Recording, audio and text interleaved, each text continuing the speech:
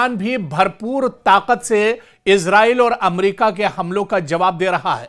दरअसल यह जंग है और इस जंग में नुकसान दोनों तरफ का हो रहा है।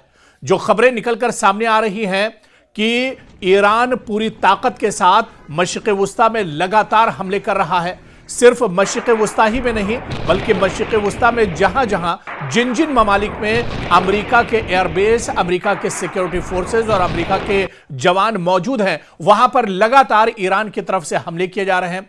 और इसके अलावा ईरान के टारगेट पर इस बार सिर्फ और सिर्फ इजराइल है। यानी इजराइल के अंदर अभी तक ईरान ने काफी ज्यादा तबाही मचाई है। 4 दिनों की जंग के बाद सूरत हाल बिल्कुल वाज़े नजर आ रही है कि एक बार फिर से इजराइल काफी परेशानियों में घिरा हुआ नजर आ रहा है। चाहे तल अबीब की बात करें, चाहे बैत शम्स की बात करें, चाहे बैत याम की बात करें, और इसी तरह से दूसरे जो शहर और इलाके इजराइल के हैं वो पूरी तरह से कहीं ना कहीं यहां पर अफरा तफरी मची हुई है और इजराइल पूरी तरह से परेशानी का शिकार दिख रहा है।